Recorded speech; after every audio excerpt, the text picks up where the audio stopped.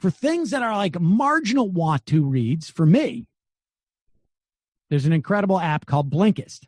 It is your new secret weapon for learning new things, for getting ahead, and reading those things that you don't necessarily want to dedicate 3 hours, 5 hours, however long it takes you to finish a book. Blinkist takes the best key takeaways, the need-to-know information from thousands of nonfiction books and condenses them down to just 15 minutes that you can read or listen to on your phone, on your tablet, on your web browser. Blinkist, it's made for busy people who want to get to the main points of a book quickly. And they make it easy to finish a book during, bathroom break from your family maybe, or if you're taking a walk, your lunch break while you're exercising. Some people may still be commuting. I can tell you, for me, the big thing is that, one, I can read or consume the main points of a book. I used to do it when I was walking down to work. Now, when I can steal a couple of minutes and I'm like, I really should know at least what that book is about, or maybe there's something I can learn about how to be a more pleasant person with various peoples that I need to deal with in quarantine. So there's a lot of different possible uses. Blinkist, this is the best thing about it. You get unlimited access to read or listen to a massive library of condensed nonfiction books, all for one low price. For a limited time, Blinkist has a special offer for our audience. Look, you go to Blinkist.com/Majority Report. That's Blinkist.com/Majority Report. You try it for free for 7 days. Do you like it? Oh, yeah, I do like it. I love it. Well, 25% off your new subscription. That's Blinkist, BLINKIST.com/Majority Report. You start your 7-day free trial and save 25%. Sign up now at Blinkist.com/Majority Report. For me, I always push the 4-Hour Work Week by Tim Ferriss. Cannot listen to. In fact, I'm due to re-listen to that one. There's other ones about there. They have like about leadership and stuff like that, and they have Michelle Obama's book. I don't know if that's on my list, but I think they have Stephen Covey's book, right? Yeah, they've got a ton of books. It's crazy. And that Everything Trump Touches Dies by Rick Wilson is sort of it's back in fashion. How did he know? Yeah. There it is. Check it out. It's Blinkist.com/Majority Report. Blinkist.com/Majority Report. All right, let's jump into what's going on with this Pelosi coronavirus relief bill. And the reason why I call it the Pelosi bill is because it has been basically fashioned by Pelosi, her office, and her handpicked committee chairs, all of whom represent the most conservative members of the Democratic Party. I mean, that's just simply the case, at least the ones that she went to look at to write this bill. And Pramila Jayapal, Mark Pocan, the two co-chairs of the Congressional Progressive Caucus, and they represent about 40% of the members in Congress. I mean, that is why when you want to know why Pelosi et al. Are afraid of AOC and are constantly worried about that, is that they are very worried about the Progressive Caucus getting to 51% or 55%. And because then the calculations start to change dramatically for the Democratic Party. And that's, when you talk about these challenges that are happening in New York, we talk about like Jamal Bowman running in New York City. I think, is it 16th? I'm not sure. I know Elliot Engel. I know he's running against. Against Engel. Yeah. I've interviewed a couple of people from New York who are really good. In fact, Sam Elise Nomi was talking about her yesterday. She's really good. I would like to mention Isaiah James. I'm a big fan of his as well. There are some very good candidates in New York. There's some very good candidates in New York, and you start talking 3 or 4 here and 3 or 4 there. Maybe we pick up 1 or 2 more progressives in California going forward. And so Jayapal basically got into it with Pelosi and wants to debate the bill. She released it yesterday. It is, I don't know, a 1,200-page bill. I got no problem with a 1,200-page bill if you allow people the time to read it, or at the very least, had there been a process that was ongoing that people had access to of the bill being developed. And there was not, because she has refused to bring people back and refused to set up any mechanism in which to have any debates about this. And so Pelosi says, no, we're going forward with it on Friday. I don't know that you're going to be able to see enough of a pushback by the Progressive Caucus that they would sink this bill. But there is no need to rush this thing, or I should say, there is no need to get it done this week as opposed to next week, because they've already said it's dead on arrival in the Senate.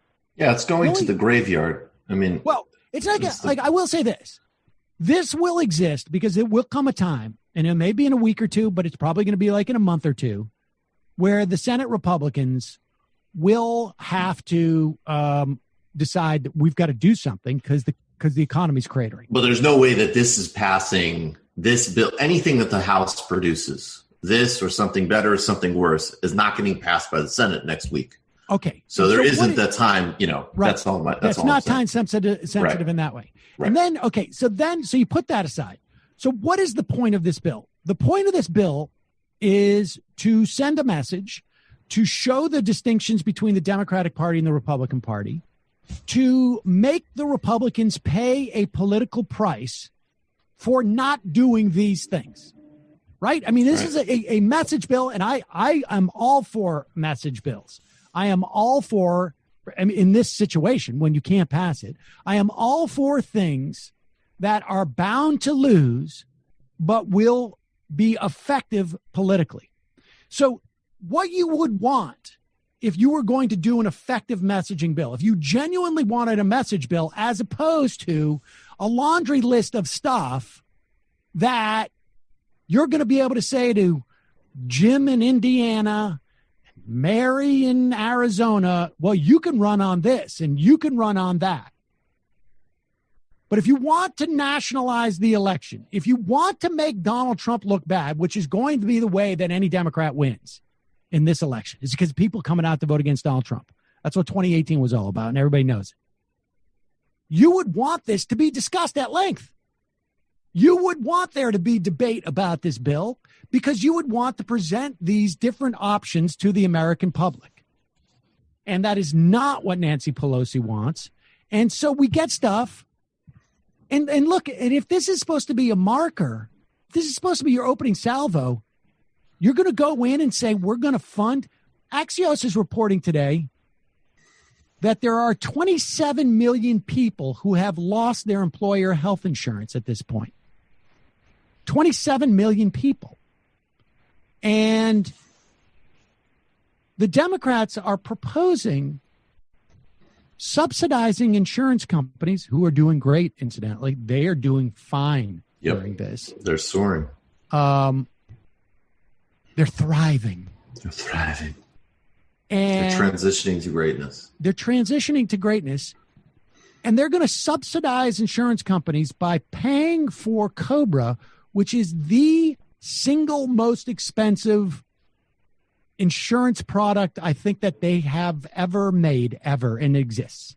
And so the government is going to subsidize this, presumably because Nancy Pelosi is so terrified of setting some type of marker that could actually help people that might exist after this, that they are willing to bust the bank, complain that other things may be too expensive, and do the most expensive option, the most cumbersome, most difficult, and the biggest giveaway to insurance companies. I think this cumulatively, as written, is a $3 trillion package, if I'm not mistaken. It's a so this is not, I mean, you can't play that game. I mean, even Neil's alternative for paycheck protection versus Jayapal's basically trying to do what Denmark has done, which is just the government protecting people's wages while this is happening and getting cash directly to businesses and people without financial institutions as an intermediary. He said that her bill is too expensive. And I apologize. I don't have it in front of me, but like, you're talking a couple of, like, the difference between what he's proposing and what she's proposing is they're both in the multiple of hundreds of billions, right? Like, his is like $300 billion. And hers is like $600 billion. 650. 650. Yes. And now, yes. Also note in this bill is the reversal of the Trump tax bill, not all of it, just the part about the state and local taxes exemptions. Now, this is a big deal for people living in blue states who are wealthy. Right. Yep. Now, there is an argument that this puts pressure on these states to lower taxes. But nobody's going to lower taxes in this instance. And all you're doing is putting money into something like 60 to 80% of the benefits of this go to the top 10% people. And this costs money. I don't know how much it is. It's not in any of the stuff that's been written up. I haven't seen the cost breakdown for it. But this costs it's probably the difference. Billions of dollars is probably the difference that would close that gap. Yes. In terms of the paycheck protection. We've already put out the paycheck protection program. And because, like you say, it's being handed out by banks, it's done incredibly inefficiently. It's not quick enough. And we could just do this tomorrow. Yep. Commitment to all these companies. We're going to pay. We know your Social Security rolls. We know what who you're paying. We're just going to come in. We're going to calculate what your Social Security taxes have been over the past 8 months, year, whatever it is, on this payroll. We are going to send you that payroll as long as it gets to your workers, and boom, you're going to pay. And incidentally, we've talked about how in the structural problem with so many aspects of this is that the institutions are designed. Basically, the easiest thing to do is just to juice the banks and monopoly companies. This is something that actually is logistically very achievable and would immediately help workers, and they're sitting on it. And what occurs to me, though, as I read this was, and I always make, I feel like I'm a broken record, but there's my, okay, expand Medicaid, okay, do the Jayapal bill, do the things that will actually help people. And then there's my second order, can you at least make this something effective and simple to communicate about? So if you just add 4 points that just said, okay, instead of COBRA, obviously, God forbid we do Medicare or Medicaid expansion, but let's open up the Obamacare exchanges, which frankly, compared to COBRA, would be more helpful. Then let's have another round of stimulus checks. It's not structural, but they do have it in the bill, and you can make it a top line. I think there's another round of $1,200 checks for people. And I think there's a higher number for children. Instead of a kid getting $500, I think that number goes up. Basically, do what Bill Clinton did in 1996, which he took the two things, and I'm talking purely tactically here. He said, I'll do welfare and I'll do balanced budget or whatever the Republican stuff was polling well. And then unlike them, I'm going to put some money into education and protect some environmental programs that poll well, frankly, with the same suburban voters that they're tailoring this bill to right now. And they don't even have something that is just like a bullet point list that anybody can go out on TV and talk about. No, I mean, she is largely doing this just to say that they did it. And here's the thing. This is what also gives away the game. Why wouldn't you at least offer up what Joe Biden is calling for? Right? Because Trump is going to reject it. The Republicans are going to reject it. The reason is because they don't want this to even be the baseline. Yep. They could say, let's do the public option in Obamacare. I mean, she could come out and say, we're going to give coronavirus care, which would actually just be done through Medicaid. You just expand Medicaid, but you call it something else. There is what can only be described as a purposeful decision to do nothing along the sorts, to offer nothing. In that regard, they come out and they say $875 billion for cash and for cash for state and local governments. Very important, because this is where austerity hits on the local level, regardless of what the feds do. That's very important. But again, that's not even 1/3 of the bill. $20 billion for each for tribal nations, and $20 billion for